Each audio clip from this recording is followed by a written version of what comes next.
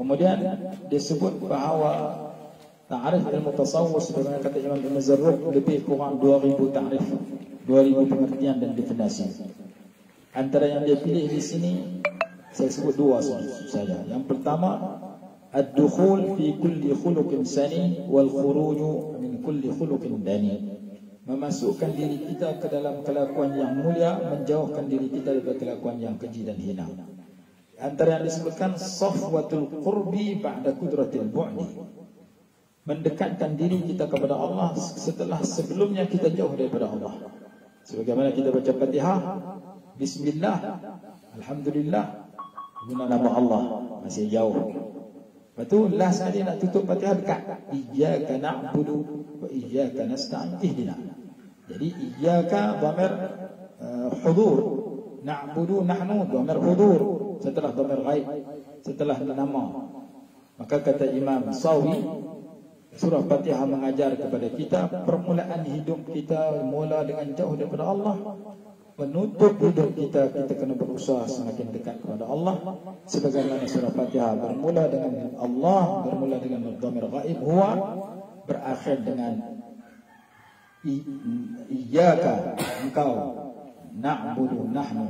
Jadi anta dengan ana dhamir hudur, nama dengan huwa dhamir ghaib. Nama dia al-iltifat min al-ghaib ila al-hudur dalam ilmu balaghah. Maka itulah yang diajar dalam surah Fatihah, dan itulah yang diajar dalam ilmu tasawuf. Safwatul qurbi ba'da qudratil bu'di. Setelah bermula dengan jauh, kemudian menutup hidup dengan dekat dengan Allah Ta'ala sesuai dengan firman Allah. Bermula dengan iqra' dengan ilmu, menutup kehidupan kita dengan la tuta'hu wasjud waqtahi. Kita tutup hidup kita dengan tidak la tuta'hu, jangan ikut orang-orang yang salah, dengan ikut ajaran yang salah. Wasjud, lakukan perintah-perintah yang baik. Waqtarib, dekatkan diri kamu dengan Allah Subhanahu wa Ta'ala. Baik. Lalu dia buat simpulan dalam 2000 ta'rif itu, 2000 kombinasi itu, dalam satu perkataan yang berbunyi sidqut tawajjuhi ila Allah Ta'ala. Kesimpulan dari semua pengertian yang diberikan, nak menjadikan kita orang yang jujur, benar dalam menuju kepada Allah Ta'ala. Sesuai dengan firman Allah, fafirru ila Allah, berlarilah kamu kepada Allah Ta'ala. Sesuai dengan firman Allah Ta'ala, supaya kita mendekatkan diri kepadanya. Tajuk ilmu tasawuf dia kata tentang nufus, qulub, arwah. Bagaimana nak memperelokkan jiwa, bagaimana nak mencantikkan hati, bagaimana nak menghebatkan ruh. Itu di antara perbincangan besar, bagaimana nak melatih dan menyucikan hati, jiwa dan roh. Kerana orang yang kenal dirinya akan kenal Tuhannya. Yang mendatangkan ilmu tasawuf Nabi SAW dengan wahyu daripada Allah Subhanahu wa Ta'ala, kemudian disambung oleh para sahabat, disambung oleh tabi'in, antara Sayyidina Ali, antaranya Hasan Basri, Imam Hasan Basri dan seterusnya sampai kepada ulama-ulama yang kebelakangan. Baik, secara ringkas lagi, diambil daripada apa? Banyak pendapat ulama. Salah satunya disebutkan takhalafan nasu min fi sufi wa ikhtalafu jahlan ila akhirih. Di antara tafsiran ulama ialah diambil daripada as-safa. As-safa mana? Penyucian. Supaya kita mengaji dan kita menyucikan. Dan sifat Nabi SAW ada 3 dalam satu ayat Quran. Dalam surah Baqarah ada, dalam surah Al-Jumu'ah ada, iaitu at-tilawah wat-ta'lim wat-tazkiyah. Yatlu alaihim ayatika wa yu'allimuhumul kitab wal hikmah wa yuzakkihim. Maka sifat Nabi SAW yang pertama membaca kepada umat, yang kedua mengajar kepada umat, yang ketiga mentazkiyah umat. Tazkiyah maknanya menyucikan. At-tazkiyah muqaddamun ala at-taqiyah. Bitalaqi wat-taraqi yahsul at-taraqi, bitalaqi wat-tawaqqi yahsul at-taraqi. Bitalaqi dengan mengaji, wat-tawaqqi dan dengan menjaga, yahsulut taraqi akan mendapat ketinggian. Jadi himpunan antara mengaji dengan menjaga. Menjaga ini disebut sebagai tazkiyah, penyucian. Disebut sebagai tasfiyah, pembersihan. Maka di samping kita mengaji, kita bersihkan akidah kita daripada akidah yang salah. Karena akidah yang salah itu adalah kotor dan najis berdasarkan firman Allah, innamal musyrikuna najasun. Kemudian kita membersihkan ibadat kita daripada ibadat yang rosak. Karena ibadat yang rosak itu adalah salah, maka kita mempelajari ibadah yang betul. Kemudian kita mengenali dan membersihkan daripada akhlak-akhlak yang keji yang disebut sebagai Kitabul Muhlikat oleh Imam Al-Ghazali. Kemudian kita hias dengan akhlak yang mulia yang disebut Kitabul Munjiyat oleh Imam Al-Ghazali dalam kitab Ihya. Maka himpunan daripada ilmu, amal ibadat dan akhlak itu kita bersihkan daripada akidah yang salah, bersih daripada ibadat yang salah dan rosak, kita bersih daripada kelakuan yang buruk. Kehimpunan daripada tiga perkara tersebut akan menyebabkan terhasilnya ma'rifah, terhasilnya halawatul iman yang disebutkan dalam hadis, dhaqa ta'mal iman man radiya billahi rabban, dhaqa, akan terhasilnya zauq, azwaq yang disebutkan oleh sebagian ulama. Jadi man dhaqa arafa wa lam lam yadhuq lam ya'rif wa lam yashtaq idza istaq tabi'a dzauq. Maka ilmu tasawuf bukan sahaja duduk di kertas, tetapi duduk di zauq, zawaq, halawatul iman, merasai kemanisan iman, merasai kemanisan ibadat, merasai kemanisan buat baik. Yang disebut oleh sahabat, kanatus sahabatu la yaftariquna illa an zawaq. Para sahabat berjumpa Nabi SAW, mereka tidak berpisah dengan Rasulullah melainkan apabila Allah bagi kepada mereka zawaq. Jadi tempat pengambilan ilmu tasawuf ini daripada Quran, daripada sunnah, daripada ilhamatus salihin wa futuhatil arifin, daripada ilham-ilham orang yang saleh, daripada futuh orang-orang yang kenal Allah Subhanahu wa taala. Maka pada pagi ini kita bersyukur pada Allah kerana kita diberi peluang untuk hadir di tempat yang dikebumikan salah seorang daripada tokoh ilmu tasawuf yang terkenal, Al-Imam Ahmad bin Ajibah rahimahullahu taala. Dan saya ulang sekali lagi, di antara kata-katanya yang terkenal ialah la yu'khadhu minal awraq wa innama yu'khadhu min ahli al-adwaq. Dan dia kata lagi, di antara cara nak mendapat ilmu ini ialah khidmatir rijal wa suhbati ahli al-kamal. Kita berkhidmat kepada orang-orang yang mulia dan mendampingi orang-orang yang sempurna. Wallahi ma aflaha man aflaha illa bi suhbati man aflah. Demi Allah tidak akan berjaya orang yang berjaya melainkan dengan mendampingi orang-orang yang berjaya. Jadi kita mendampingi beliau dengan karangan-karangan beliau, kita mendampingi beliau dengan menziarahi beliau, kita mendampingi beliau dengan mempelajari dan menghayati kata-kata beliau. Dalam banyak karangan beliau kalau dibaca, didapati bahawa bahasa beliau begitu tinggi, bahasa beliau sastra, bahasa beliau ada jenis sajak dan sebagainya, yang terkandung begitu banyak di dalam kitab tafsir beliau Bahrul Madid, dalam kitab beliau Iqadul Himam, dan kitab yang kecil yang ada di tangan saya ialah Mi'rajut Tashawuf ila Haqa'iqit Tasawuf. Karangan beliau juga syarah kepada Salawat Imam Mashish yang kemarin kita ziarah, yang kemarin keamatan, yang karang syarah salah seorang Imam Ibn Ajibah. Beliau juga syarah Hizb Imam Abu Hasan Syazili, Hizbul Kabir. Beliau juga syarah Syekh Zaruqiyah. Beliau juga karang syarah Asma'ullahul Husna. Beliau karang banyak karangan-karangan yang berharga, yang kalau kita baca, kita ulang, kita akan dapat ilmu-ilmu baru daripada karangan beliau. Jadi alhamdulillah, kita terima kasih kepada CEO kita, Datuk Rosli kita, yang meletakkan satu jadual pada pagi ini. Salah satu daripada perjalanan kita dapat menziarahi salah seorang tokoh yang kita kenali kitab beliau puluhan tahun yang lalu, dan hari ini kita dapat mendampingi dengan menghadirkan diri ke tempat beliau disemadikan yang Allah kehendaki beliau dikenalkan sini. Jadi saya serah kepada Datuk untuk sambung sikit. Bismillah.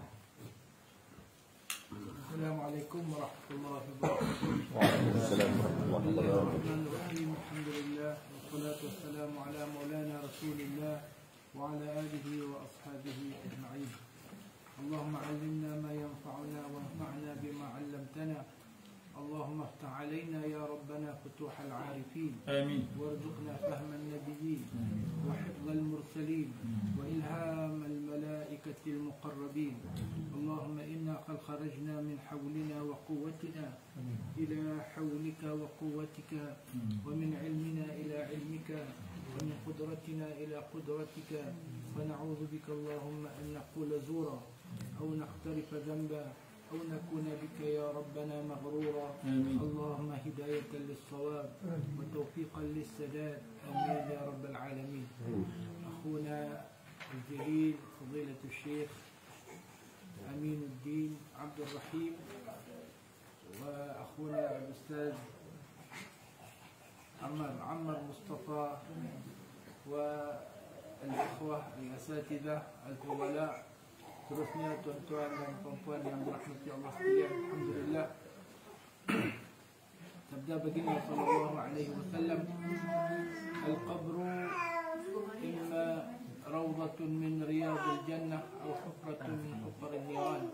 Kuburan itu sama ada satu taman daripada taman-taman syurga, ataupun ia adalah merupakan satu lubang daripada lubang-lubang neraka. Manakala kita berada di tempat wali-wali Allah Azza wa Jalla ini, kita berkeyakinan kita berada pada satu taman daripada taman-taman syurga Allah Azza wa Jalla. Kita berada di sisi seorang yang diperakui oleh umat ini dengan kesalehannya dan keilmuannya dan sumbangan serta jasanya kepada agama Allah Azza wa Jalla. Dan mereka ini adalah para alim ulama yang disebut oleh Al-Imam Syafi'i radhiyallahu anhu, kalaulah ulama itu bukan wali Allah, maka Allah tak ada wali.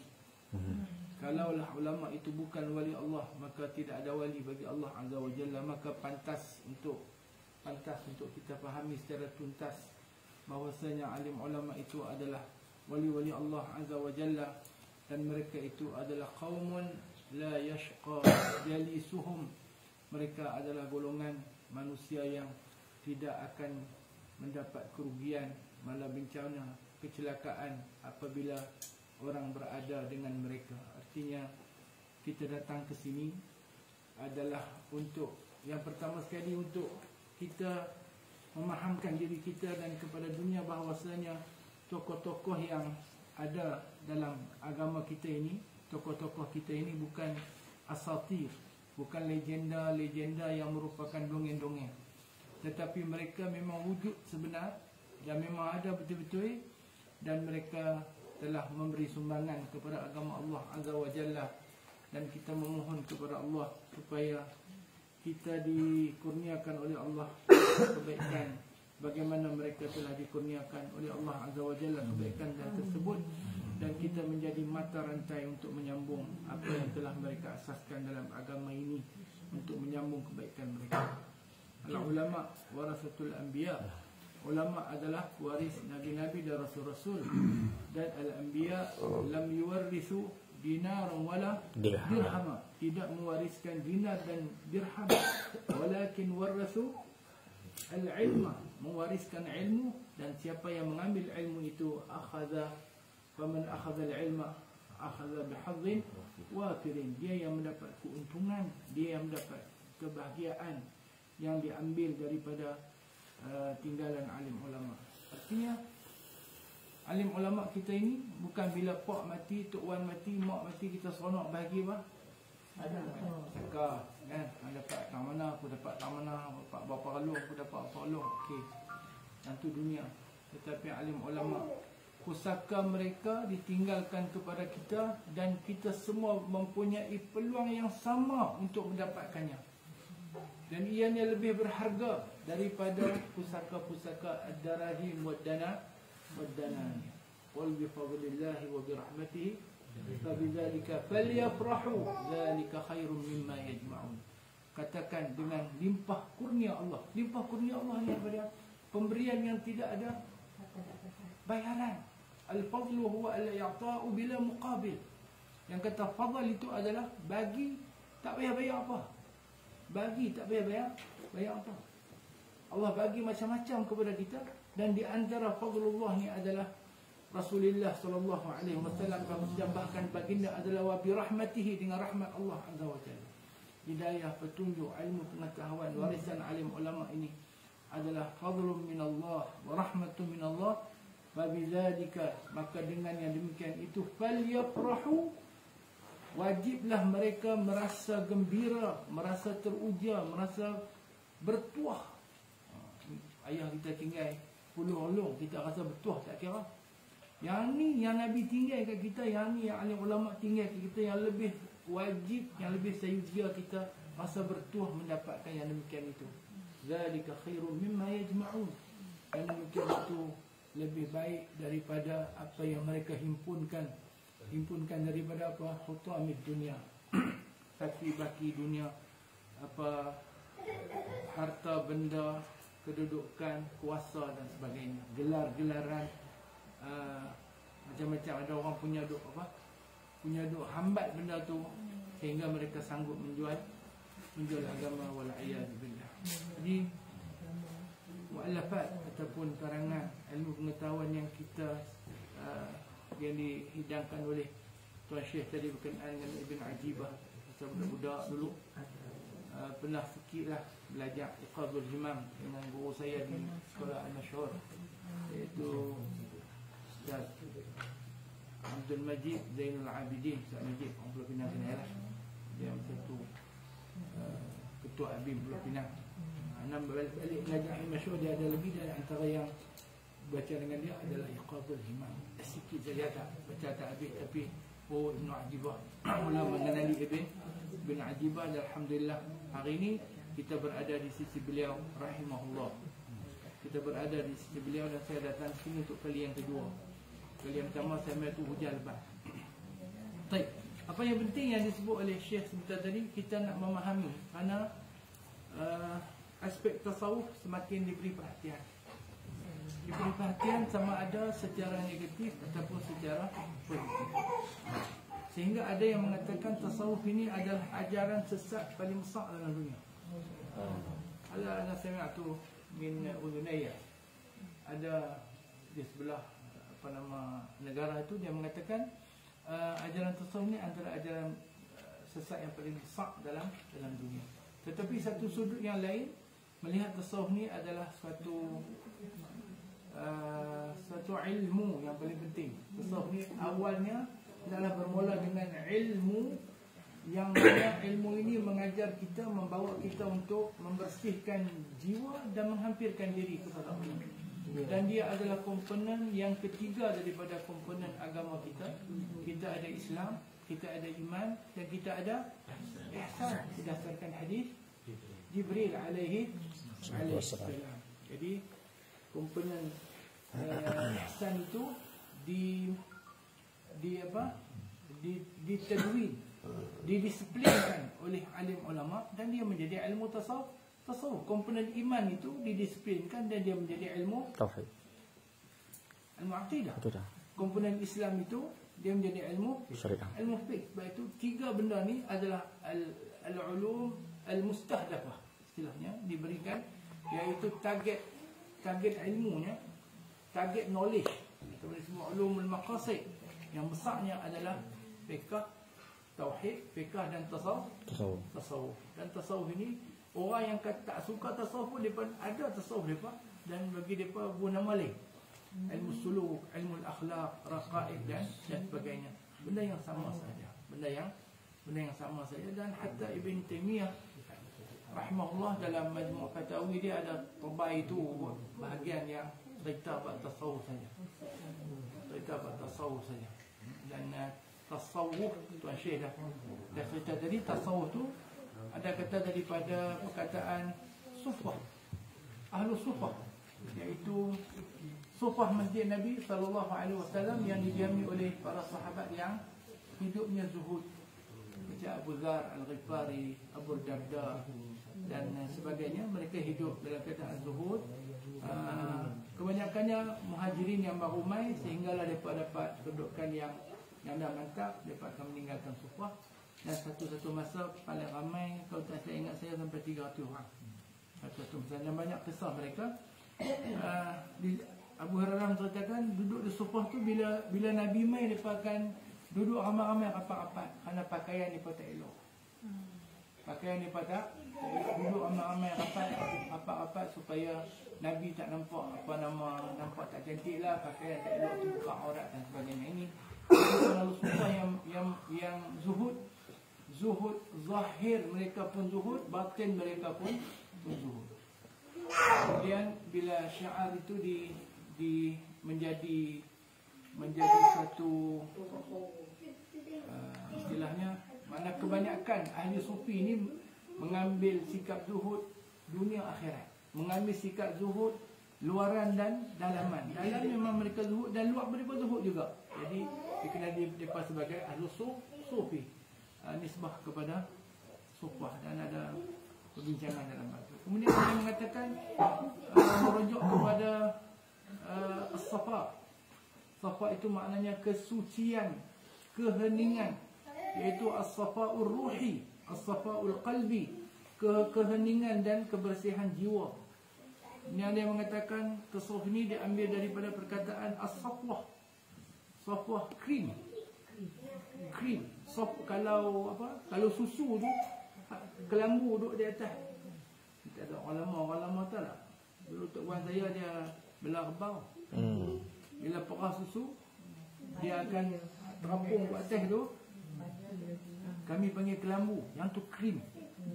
Artinya pati. Artinya tasawuf ni kita nak mempatikan kita ni dalam hubungan kita kepada Allah Azza wa Jalla. Kemudian ada yang mengatakan tasawuf ni dia berkaitan suf, bulu. Kerana ahli sufi yang zuhud dalam hidupnya memakai pakaian yang diperbuat daripada bulu. Apalah, tetapi kita kena faham tasawuf ni ada ilmu yang membimbing kita untuk mencapai satu darjat yang tertinggi dalam hubungan kita dengan Allah.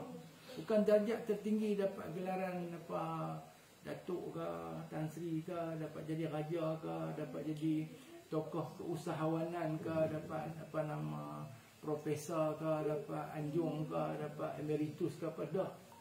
Tertinggi dalam hubungan kita kepada Allah Azza wa Jalla yang kita sebut sebagai kamal al-ubudiyah, untuk mencapai kesempurnaan perhambaan diri kepada Allah Azza wa Jalla. Yang ini nombor satu. Jadi ini yang ditekan oleh al-awail, tokoh-tokoh awal dalam mengasaskan ilmu tasawuf, Junaid al-Baghdadi dan sebagainya. Kita boleh rujuk satu buku yang agak baik, iaitu Al-Lumma',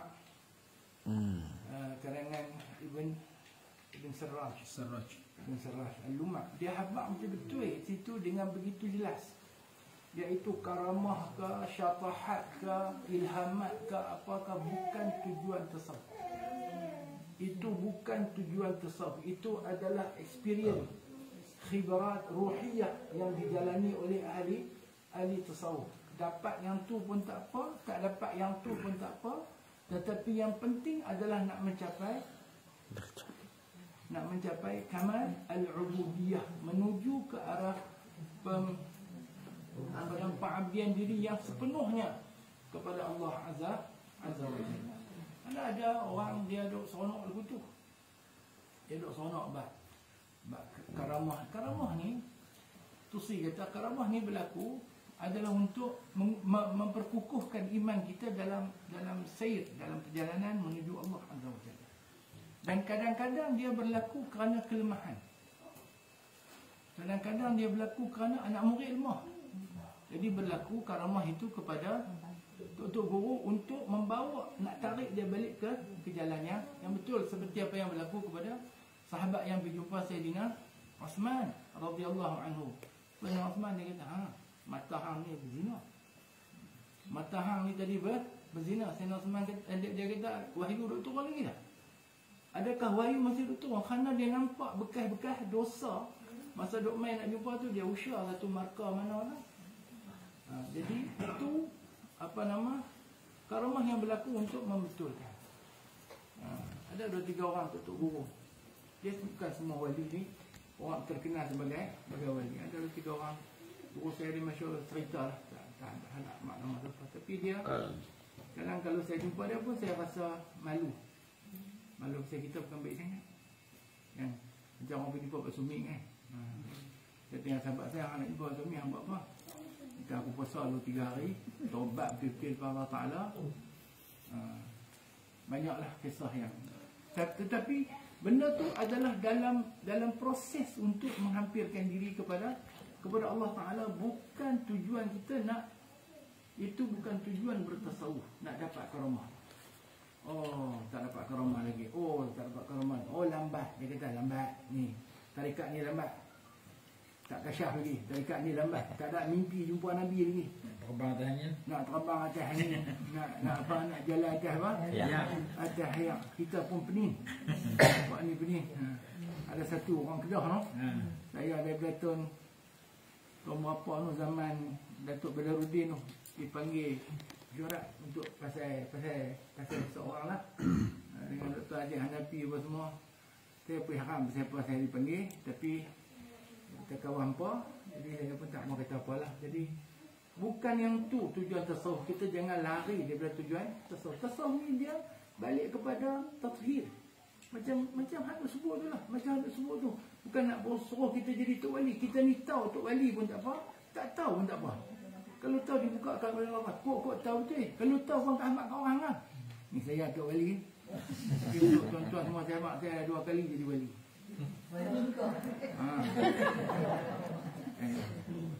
Jadi wali anak saya kahwin, saya kahwin. Baik, tuan-tuan. Kata satu riwayat, ada orang kata hadis, ada orang kata hadis ni tak kuat, tapi al-ma'na sahih anna ad-din bunya 'ala an-nadhar, 'ala at-tahar. Ad-din bunya ad-din 'ala at-tahar. Agama ni dibina di atas pembersihan. Imam Al-Ghazali bagi pembersihan ni kepada beberapa layer. Layer yang paling rendah sekali adalah pembersihan zahir. Dia ada sebut taharah zahiriyah dengan taharah batiniyah. Taharah zahiriyah dua layer yang paling, ada 2 layer. Layer yang paling bawah adalah bersih daripada najis, bersih daripada hadas, bersih daripada ausakh, bersih daripada adnas. Jadi kita diajak wudu, mandi wajib, najis tu, najis ni, kerak kuku, buang tit mata, tarik tit telinga, khisalul, keterah tu. Kita diajak untuk buang benda-benda yang cemak-cemak dalam diri kita. Islam nak kita bersih. Kemudian satu lagi level adalah bersihkan anggota badan kita daripada dosa. Tathiru al-jawarih min adh-dhunub. Bersihkan tangan, kaki, mata, telinga, tu masih lagi pada taharah zahiriyah. Telinga tak buat dosa, mata tak buat dosa, mulut tak buat dosa, tangan tak buat dosa, perut tak buat dosa, kemaluan tak buat dosa, kaki tak buat dosa. Habis. Kemudian baru kita nak masuk kepada taharah batiniyah, dalaman. Dia mula sekali dengan at-tahalli, kemudian disertai dengan at-tahalli. At-tahalli dengan at-tahalli. Tahalli maknanya kita membuang. Tahalli kita memperhiaskan. At-tahalli kita membuang daripada jiwa kita sifat-sifat yang mazmumah, sifat-sifat yang terkutuk. At-tahalli kita menghiasi jiwa kita dengan sifat-sifat yang mahmudah. Sebab tu kitab yang paling simple, yang paling masyhur di tempat kita adalah kitab Syekh Qadir Mandili, Penawar bagi ini. Cukuplah untuk orang awam. Bagi saya cukup tu. Syekh Qadir Mandili yang berasal dari orang Mandailing, daripada Palembang, tetapi takwin ilmi dia banyak di Kedah.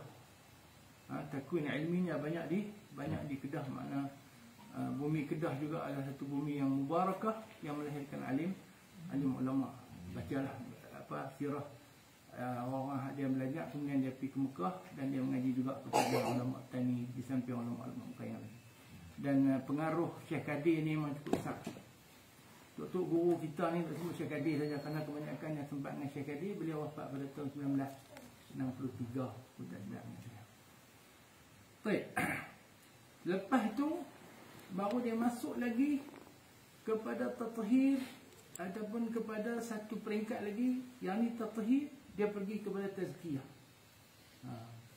Tathhir tu macam kita basuh baju, buang apa? Buang najis, buang sabun-sabun apa semua. Kemudian tu nak bagi dia putih betul. Kita buang keluar, Kelorok. Lepas tu nak pergi putih kilat, kita buah apa? Soflan, nak pergi lembut. Nak buah apa? Hak yang biru tu? Nila. Buah nila. Lepas tu kalau orang dulu nak pergi cantik lagi, buah apa? Buah kanji. Buah kanji nipis-nipis tu baru serika. Jadi ibaratnya begitulah dalam proses tazkiyah kita. Sampai tujuan dia adalah tazkiyah kita itu adalah kita membersihkan sir kita, jiwa kita ini daripada selain daripada Allah Azza wa Jalla. Fokusnya kepada Allah Azza wa Jalla.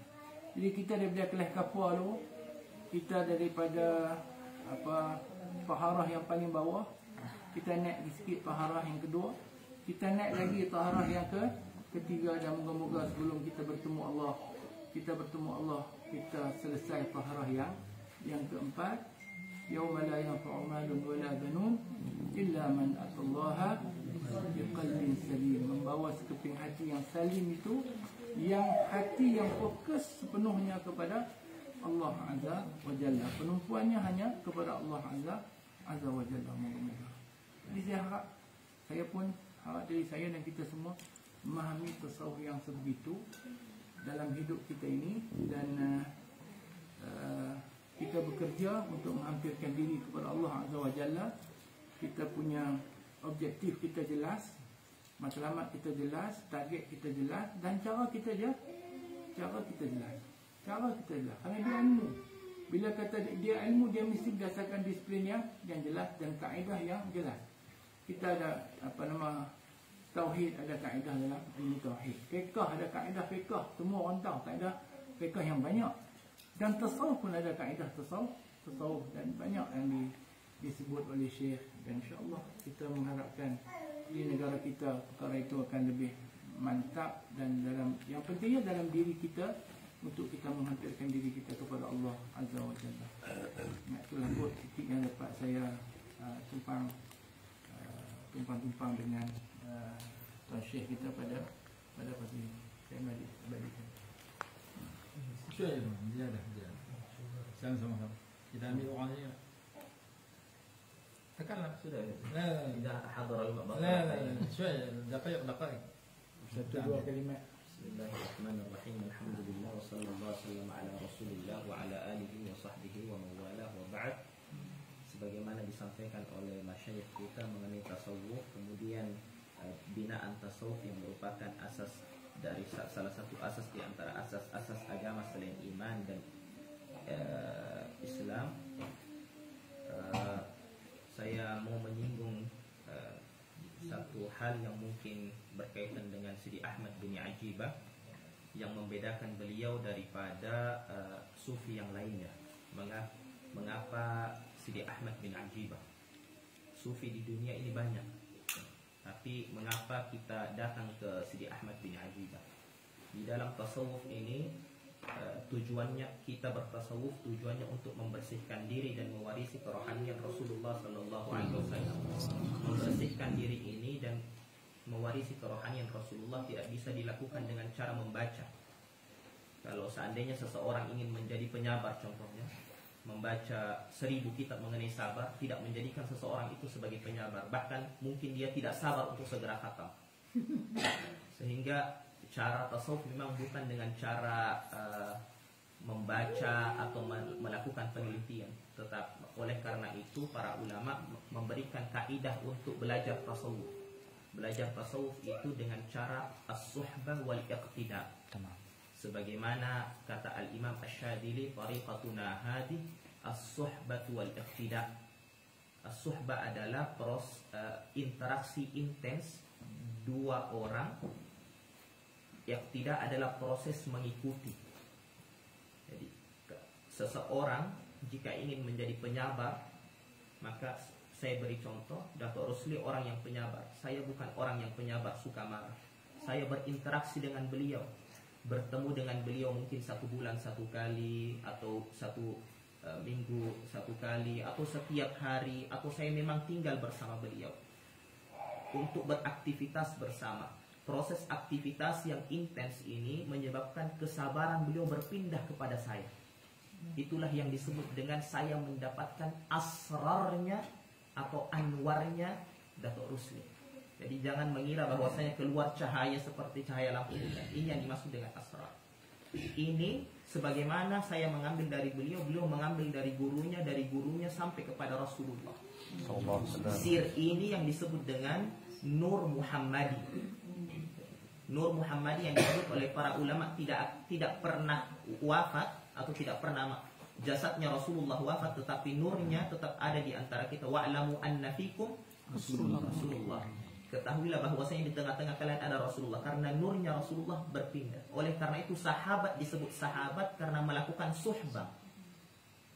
Kemudian nurnya Rasulullah pindah ke sahabat, pindah ke tabi'in, begitu terus sampai kepada Al-Imam Ahmad ibn Ajibah. Ini tasawuf beliau ini berbeda dengan tasawuf yang lain, karena tasawuf beliau tidak hanya talqin zikir atau khirqah sufiyah. Karena kadang ada tasawuf, ada syekh tariqah yang hanya bertemu dengan gurunya satu kali, minta wirid, pergi. Banyak yang seperti itu, datang kepada gurunya. Banyak baca wirid tidak menyebabkan sir gurunya itu pindah. Itu hanya membantu saja. Karena yang membuat sir itu pindah ketika kita bersuhbah dengan orang itu. Imam Ahmad bin Ajibah bersuhbah dengan gurunya Sayyid Yazid Buzaidi. Sayyid Yazid bin Buzaidi bersuhbah kepada Maulai Arabi Darqawi dalam waktu yang lama, 2 tahun. Kemudian Sayyid Ahmad Maulai Arabi Darqawi bersuhbah dengan Maulai Ali bin Abdurrahman digelar Al-Jamal Al-Imrani Idris Al-Hasani. Beliau bersuhbah dengan gurunya Maulai Muhammad bin Ahmad bin Abdillah Ma'an. Maulai Muhammad bersuhbah dengan ayahnya Sayyid Muhammad bin Abdillah Ma'an. Sayyid Muhammad bin Abdillah Ma'an bersuhbah dengan gurunya Sayyid Qasim Al-Khassasi. Sayyid Qasim Al-Khassasi bersuhbah dengan gurunya Maulai Arabi bin Muhammad bin Arabi bin Abdillah Ma'an. Maulai Arabi bin Abdillah Ma'an bersuhbah dengan Abdullah Al-Arif ibni Muhammad Al-Fasil Fihri. Abdullah Al-Arif bersuhbah dengan gurunya Abil Mahasin Yusuf Al-Fasil Fihri bin Muhammad. Beliau bersuhbah dengan gurunya Sayyid Abdurrahman Majdub yang meninggal di Meknas. Abdurrahman Majdub bersuhbah dengan Ahmad Zurruq, Sayyid Ahmad Zurruq. Sayyid Ahmad Zurruq bersuhbah dengan Uqbah Al-Hadrami, meninggal di Mesir, orang Yaman. Uqbah Al-Hadrami bersuhbah dengan Sayyid Ali Wafa, kakeknya Syurafa, Ashraf Wafaiyin di Mesir. Beliau bersuhbah dengan ayahnya Sayyid Muhammad Bahri Safa. Sayyid Muhammad Bahri Safa bersuhbah dengan Daud Bakhila. Sayyid Daud Bakhila meninggal di Mesir. Sayyid Daud Bakhila bersuhbah dengan Ibnu Athaillah As-Sakandari.